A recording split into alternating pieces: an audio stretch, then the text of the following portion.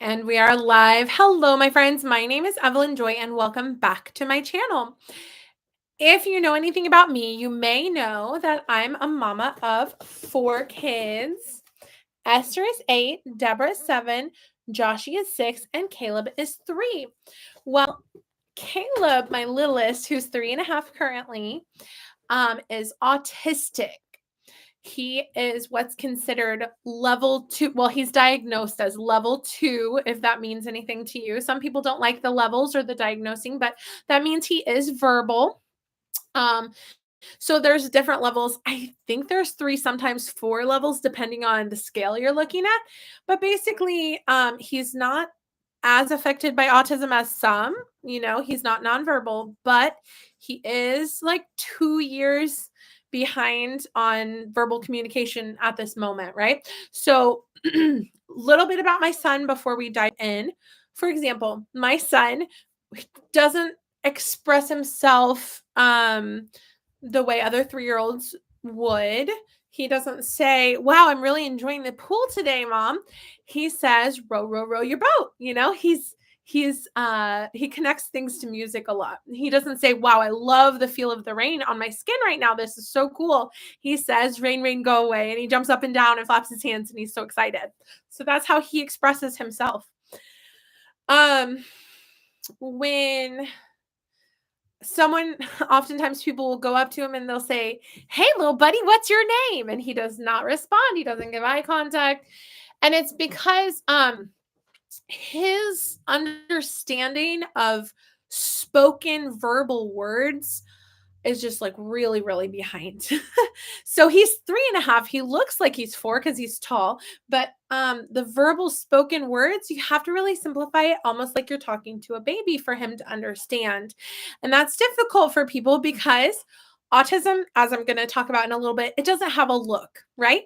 When you see someone with Down syndrome, you oftentimes can say, I think that person may have a disability, right? But when you see a child with autism, it may not be until they are rolling on the ground or jumping up and down and flapping their hands or something that you might say, what's going on here, right? Or whatever you say, right? So autism doesn't have a look to it. So people look at my son and just assume that he's just a neurotypical child, but he's not. So that's interesting. Anyway, Caleb is a delight. He loves music. He loves cars. He loves building with blocks and Legos. He can identify letters, colors, numbers, shapes. He can count to 20. He can count backwards from 10. He can count to 10 in Spanish with help. He can identify letters no matter what the word is. He knows a lot of music and songs. He's potty training. He's learning. So, but I've had situations where people will go up to me and be like, or they'll go up to Caleb, like at the library, like Caleb runs into the library before me, and librarians talking to him and say, "Hey, little buddy, we've got to be quiet today. We got to lower our voices." And I say, "Excuse me, sir, like you can talk to me and I'll explain it to my son." Because Caleb, he understands much more simply. He's understanding like a 1-year-old. So we say, "Shh." And say, "Oh, no, no, too loud. Shh." He'll understand that. Whereas like if he tries to bite someone or something, we don't say, "Hey, little buddy, blah, blah, blah, blah, blah, blah, blah, blah, blah, blah, blah." It's just in one ear and out the other. He doesn't comprehend that, but we say, "Uh-oh, no, no, no bite." And then maybe I'll give him an apple, because if he has a need to bite something, give him an apple or something to meet that need, but say, "Oh, don't bite mama, bite the apple." Yes, good job. It may seem or sound like I'm dumbing things down, but really, I'm talking to him on his level in a way that he understands. If I spoke to him in a way that he did not understand, I would feel frustrated and he would feel frustrated. So I'm not dumbing things down because he's my baby and I love him so much, even though those things are true. I'm talking to him in a way that he will understand. I also use signs, just simple ones, baby sign language that people use with their toddlers, right? More, please, thank you. Because sometimes he gets so upset because he wants some juice. And by giving him the signs, we just go, "Juice, please, thank you." Or I say to him, "Yellow, banana, please, mama. That calms him down because he's like, I'm so frustrated because I don't have the words for what I want, you know? So I give him those words. Or sometimes he's getting worked up and upset because they're knocking down the chess set that he had lined everything up how he wanted it. And the older siblings are knocking it down. So I say, you guys can't do that. And then I give Caleb the words rather than letting him get so upset. I say, oh man, Mama, I don't like when they knock down the chess set like that. So I'm modeling to him what he wants to say. And it also calms him down because he's hearing that I'm understanding how he is feeling. I say, oh, I don't like when they knock that down. That's not nice. Right. So I simplify things to his level. Okay. So now I have a list of quotes of what I don't want to say ignorant people, but these are quotes that parents of autistic little ones hear often. And it's, I see on Facebook groups, I've heard these quotes myself, and we just give people grace because when you're a parent of somebody, of a child with whatever they may have, like you have to become an expert in that field to understand more about it to meet their needs. Then you have to realize when you're talking to other people, they have not gone down the rabbit holes you have gone down. They have not educated themselves in the way that you have educated yourself. So you have to realize they are on square one of understanding and they're trying to communicate to you, and you're on square 100. And you're like, what are they saying? They're trying to be empathetic of your position and they come off sounding incorrect, inaccurate, or maybe just not yet educated, right? Uneducated. Don't feel shamed by this because we all start on square one, don't we? We all start on square one, which is knowing nothing about autism, right? And then we grow from there. So I'm going to address some of these quotes that some parents, I'm in a group for parents of toddlers with autism. Some parents, and some of these quotes are people, all of these quotes people have said to me at one point or another, but I see that other people feel very frustrated and don't know how to respond to that. So I'm going to say what people say. I'm going to say how I would respond. How about that? So the first one is, we're all a little autistic. Oh, aren't we all just a little bit autistic, right? Okay. Autism, I'll tell you why that's not accurate, and then I'll also tell you what I would say to that person. Okay. That's not accurate to say we're all a little autistic. That's not true because autism is coming from how the neurons in your brain fire off. And the majority of people are neurotypical, and a smaller percentage of the population are neurodivergent. I may not know the full list of all the neurodivergent disabilities, you could call them. Some people like that term, some people don't. But there's autism, and we know there's different levels of that. In the past, more high functional, which a lot of people hate you saying that, right? Because that's has origins in Nazi Germany, right? The higher abilities of autism, the higher levels, which people don't like you leveling either. Again, Nazi Germany stuff. But those who are not nonverbal, right?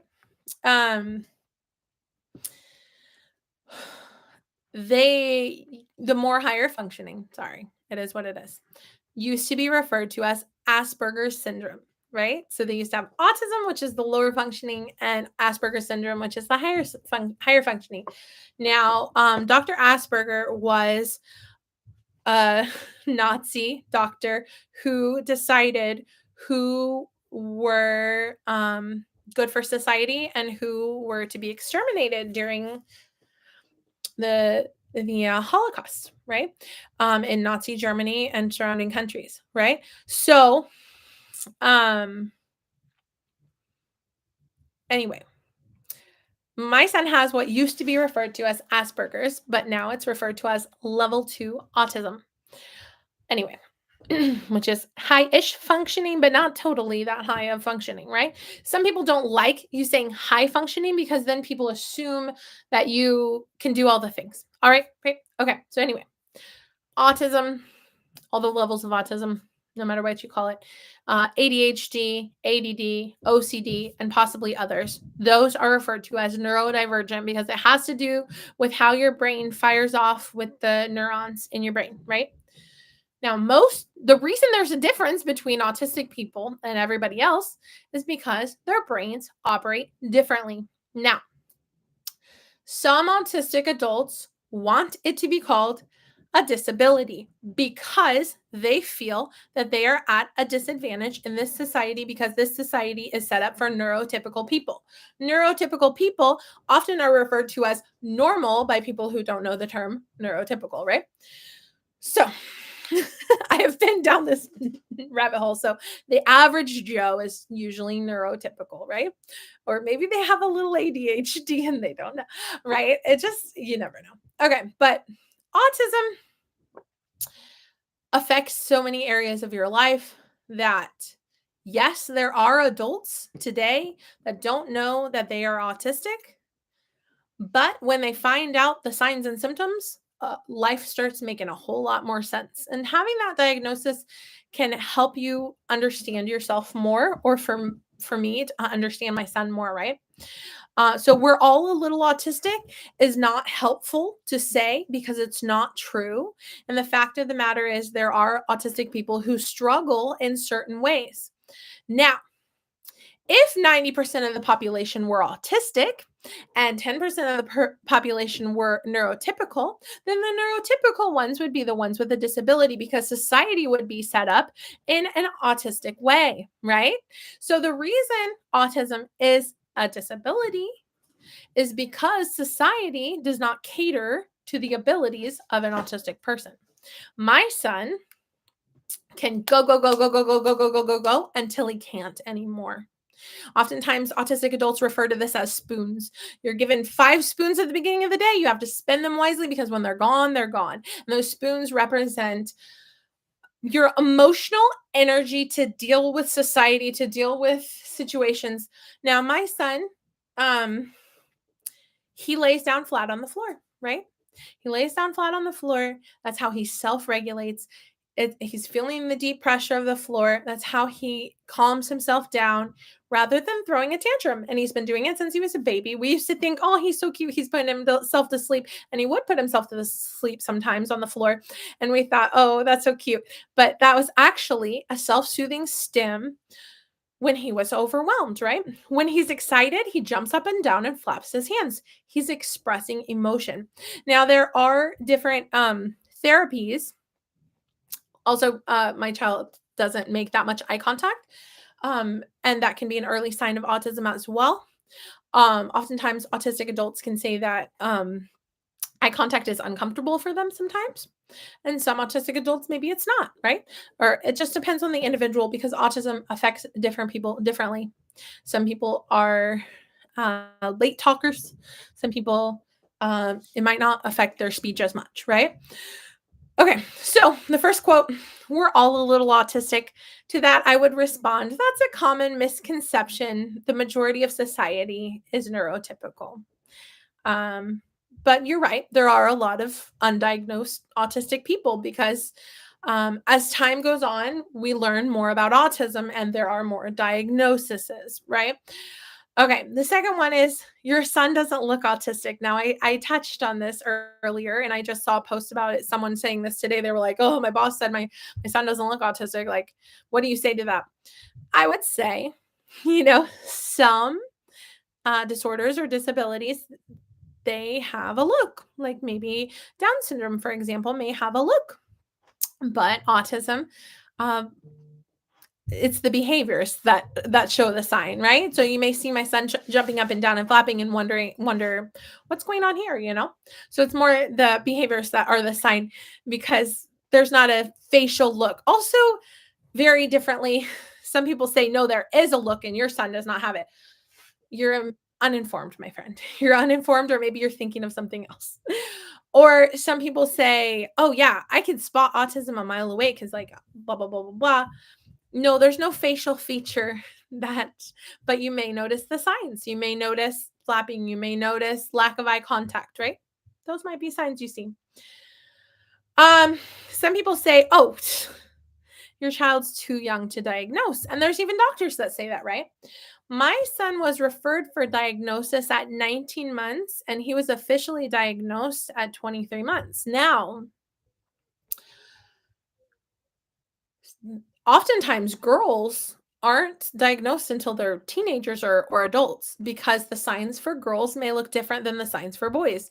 Also, my son was able to get diagnosed at a younger age because I was exposed to professionals that knew the signs and symptoms, and they told me that they were referring him for diagnosis, and then I started to educate myself and study the signs and symptoms, right? um this is one that I've been told by an individual. They say, "Your child is healthy," speaking in faith, speaking positively, right? "Your child is healthy," which he is physically healthy. "Treat him like your other kids. Treat him like your neurotypical kids." And what this person meant by this, because they were also sending me Bible verses about disciplining. This person means I need to be just as strict with my 3-year-old autistic son as I am with my neurotypical children who are 6, 7, and 8. Um, I realize I baby my son some, but I do get a little bit strict with him, but I cannot discipline him beyond his comprehension. And I have been that way with all of my kids. When they are 1, 2 years old, I cannot discipline them for something that they do not comprehend. Another thing is my son refuses to wear shoes. He hates wearing shoes. And there are family members of mine that think I should force shoes on him and make him wear shoes and be a stickler on it. And yeah, come wintertime, I'm going to be a stickler about shoes. But right now, you are welcome to try to convince my kid to wear shoes because I can't get a second shoe on him. It's just not the battle I've chosen as a mother of 4. I've not chosen the battle of making him wear shoes. So sometimes we'll be playing at a park or at a gym or something, and I send a picture to a family member of mine and they go, "Put his shoes on." Not the battle I chose today. Not the battle I chose today. Another perspective, and this is controversial, is the thought that your child needs fixed. Your child needs therapy. Your child needs changed. A lot of the therapies that exist are to make autistic children mask and pretend that they are neurotypical, not for their own benefit, but to make other people feel better. I personally disagree with other parents that are parents of autistic children, and that's fine if we disagree. It's fine. We can have different perspectives. We can each try different things with our kids. At the end of the day, we're all trying to be good parents, right? Um, my child did do some speech therapy, but he graduated out of it and they wanted to put him in a public school special needs daycare, and we just chose not to do that. We do homeschool co-op, and I'm his teacher in 2 of his 4 classes, and I'm nearby in case he needs me. He does Sunday school classes with other 3-year-olds, and he does okay. So he's learning to interact with his peers, and he's potty training at home. But yeah, my expectations are at his level. My expectations are not for him to be someone that he is not. One thing I forgot to mention in this video is that autism, though it has its challenges, it is not in all areas a negative thing. Autism is not something that will ever be cured that is in my son. It's not something that needs to be fixed. And it's not something that I need to spend restless nights crying about or being worried about. What I've come to realize in my years as a mom of an autistic little one is that autism is just a different way the brain functions.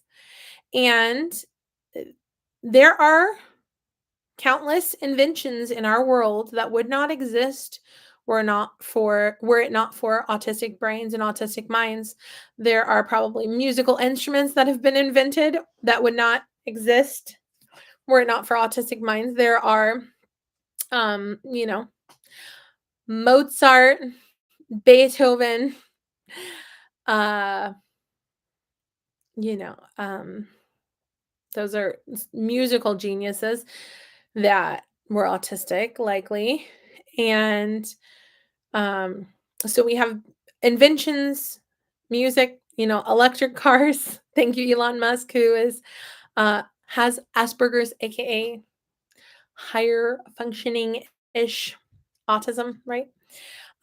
We have Bill Gates. I'm not a fan of his, but he's autistic. He's invented helpful things. Like we have just I think a lot of things in our society that we would not have were it not for autistic minds. Um, so my son does not need to be fixed, but he needs to be understood. And so that's why I made this video. I realize there are some politically correct autistic adults that may be offended by something I've said. There are some parents of autistic individuals that may be offended by something I've said. There may even be therapists that may be offended by something I've said, but I'm just speaking from my perspective. We're all trying our best here. But yeah, Caleb has been teaching me about autism. And I just thought I'd share what I've been learning. And I'm still learning. I'm still on my learning path. All right. Thanks for watching.